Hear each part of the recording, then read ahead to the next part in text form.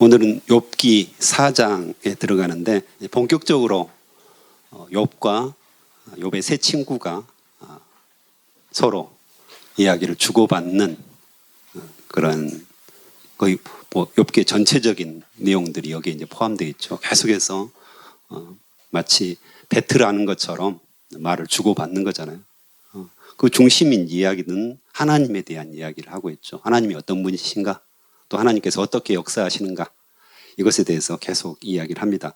그래서 욥기를 보통 지혜서로 분류를 합니다.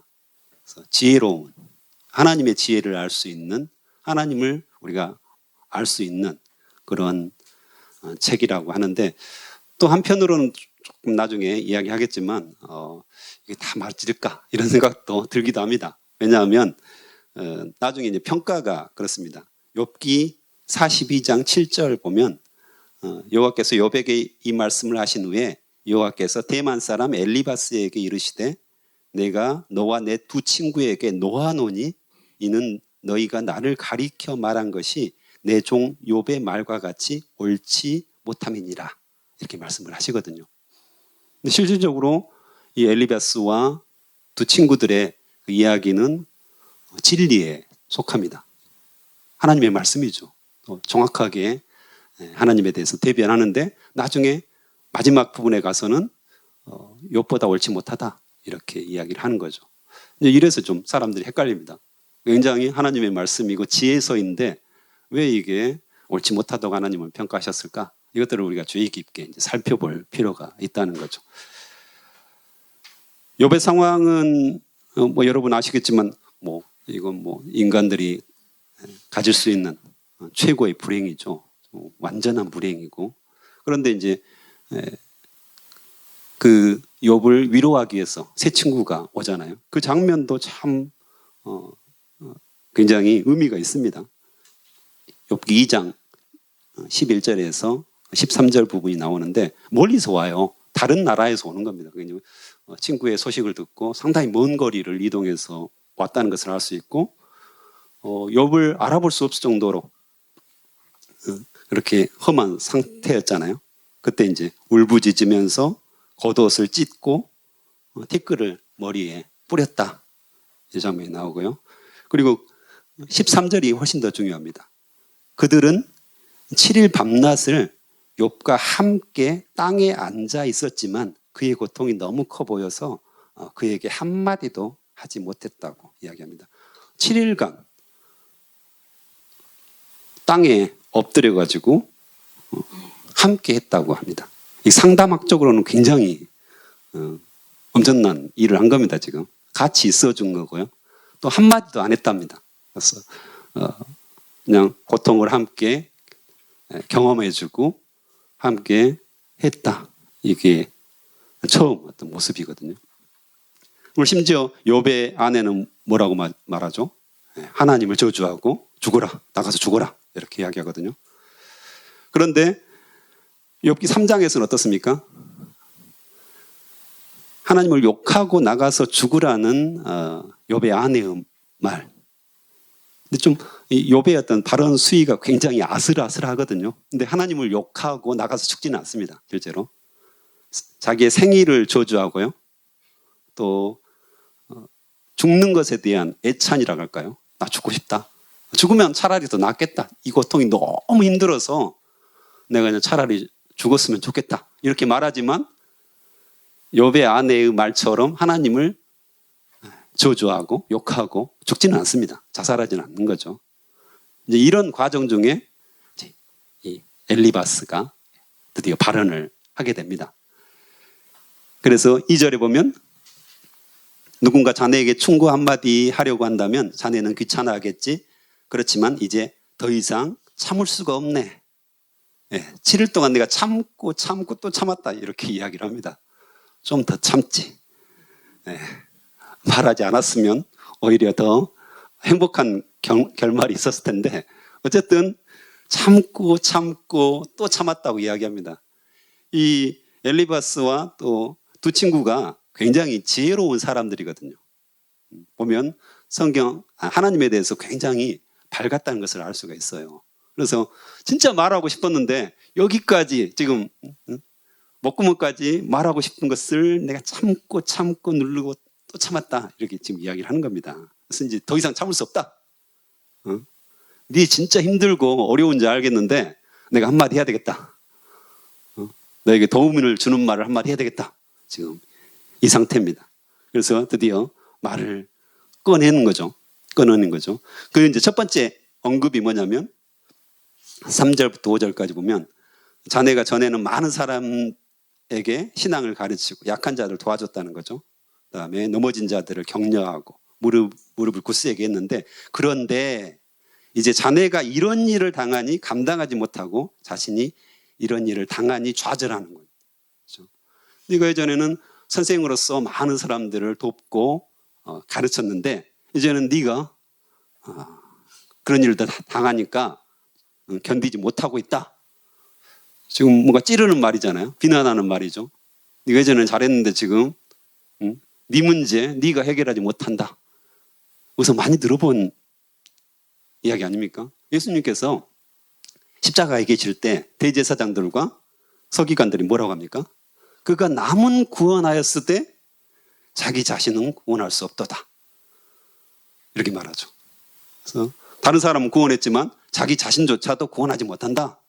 굉장히 찌르는 말, 비난하는 말을 퍼붓는 거잖아요. 결국에는. 그래서 어찌 보면 예수님께서 우리가 받아야 할 비난, 그 모든 비난, 인류의 모든 사람들이 받아야 할 그 비난들을 다 받고 십자가에 돌아가시고 있는 중인데 거기 대고 비난을 한 거죠. 너 한번 구원해봐라. 스스로 네가 너를 구원해봐라. 또 다른 사람 많이 구원했잖아.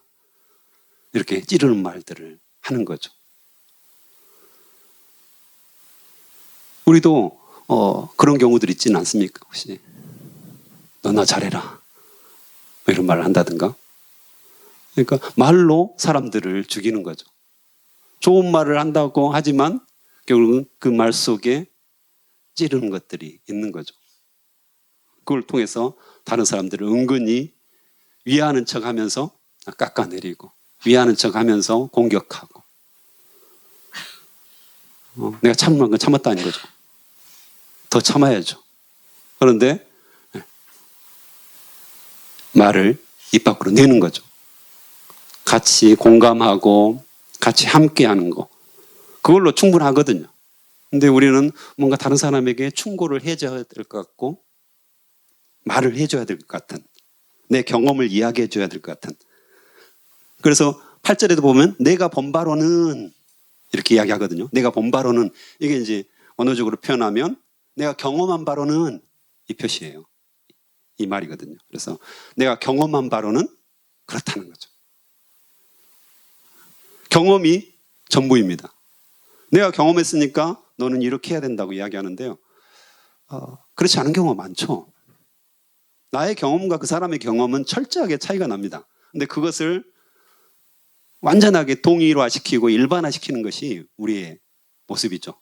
내가 이렇게 견뎠으니까 너도 그렇게 견뎌야 된다는 거죠. 우리 자녀들에게 하는 모습을 보면 그게 많이 나타나죠. 저도 그러거든요. 제가 공부했었던 그 고등학교 시절과 지금의 고등학교 상황은 완전히 달라요. 그거 아시잖아요. 요즘은 수행평가가 있는데 예전에는 수행평가가 없어요. 예전에는 숙제도 있었고 지금도 숙제는 있지만 수행평가라는 것이 더해졌고요. 여러 가지 차이들이 많이 있더라고요. 근데 마치 내가 공부했던 시절을 떠올리면서 너는 이렇게 해야 돼. 아빠가 이렇게 해보니까 되더라. 이렇게 하니까 안 되더라. 막 이야기를 합니다. 그럼 저희 딸이 뭐라고 할까요? 제 이야기입니다.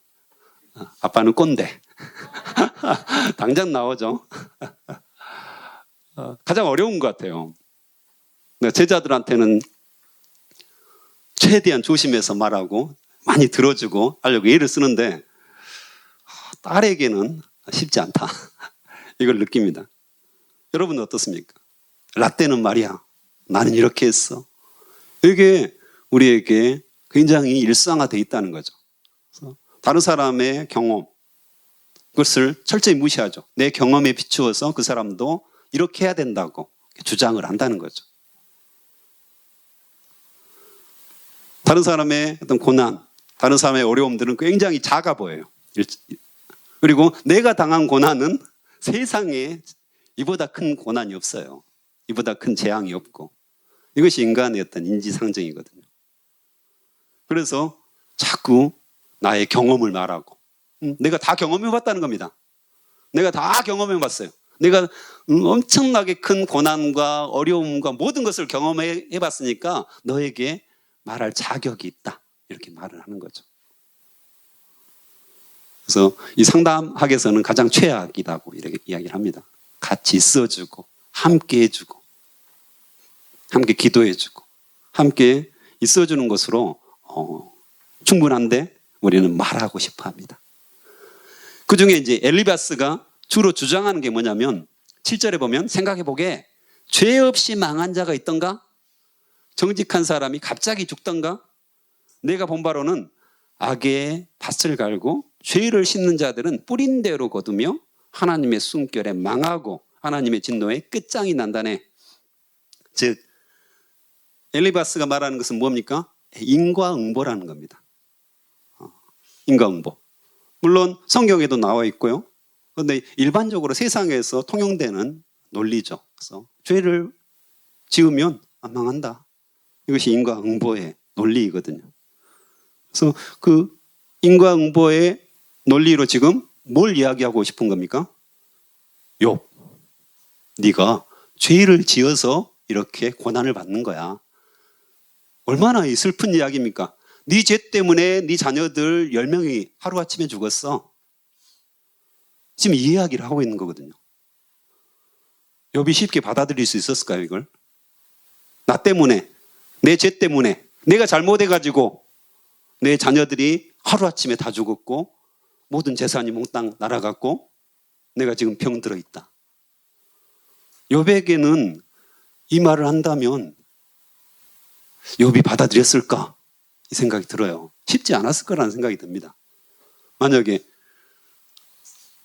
우리에게 어떤 사람이 네 죄 때문에 네가 지금 그렇게 고생하고 있어. 너 잘못이잖아.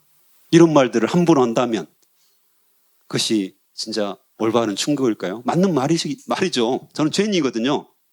할 말이 없죠. 그렇지, 내가 죄를 지었지. 내 죄 때문에 그런 거야. 이렇게 자책하고 오히려 나를 공격하고 있지. 그것이 나에게 그렇구나. 내가 회개하고 주님 앞에 돌아가야 되겠다. 이런 그런 간절한 마음이 들까요? 그렇지 않았을 거라는 생각이 들어요. 그래서 이 엘리바스의 충고가 정말 맞는 말이고 100마디가 다 맞는 말이지만 욥에게는 적용되기 힘든, 그렇죠? 자기에게 적용했으면, 그렇죠? 자기에게 스스로에게 적용했으면 정말 옳은 말이죠. 정말 좋은 말이고 귀한 말이고 하나님께서 기뻐하시는 말인데 그걸 다른 사람에게 적용을 한다는 거죠. 근데요, 이게 어찌 보면 제가 늘 말씀드리잖아요. 교회로 오래 다니는 사람들, 저도 오래 다니는 사람이 됐습니다. 오래 다니는 사람들에게 나타날 수 있는 굉장히 위험한 그런 행동, 말일 수도 있다는 거죠. 우리가 그럴 때가 있어요. 판단을 하는 거예요. 성경에 이렇게 나와 있으니까. 성경 말씀이 이러니까. 너도 그렇게 해야 되지 않겠어? 너 이렇게 안 살았기 때문에 네가 지금 어려움을 당하고 있는 거야. 빨리 돌아와.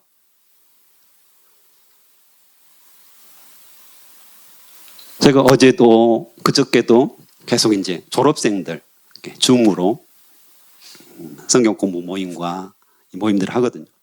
그래서 이제 그런 모임을 하다 보면 어려움들을 나눠요. 그래서 내가 이런 어려움을 겪고 있고 힘든, 그렇죠? 그래서 계속 들어줍니다. 저도 원리를 아니까. 근데 꼭 마지막에 한마디를 합니다. 그건 이렇게 좀 했으면 더 좋을 것 같아.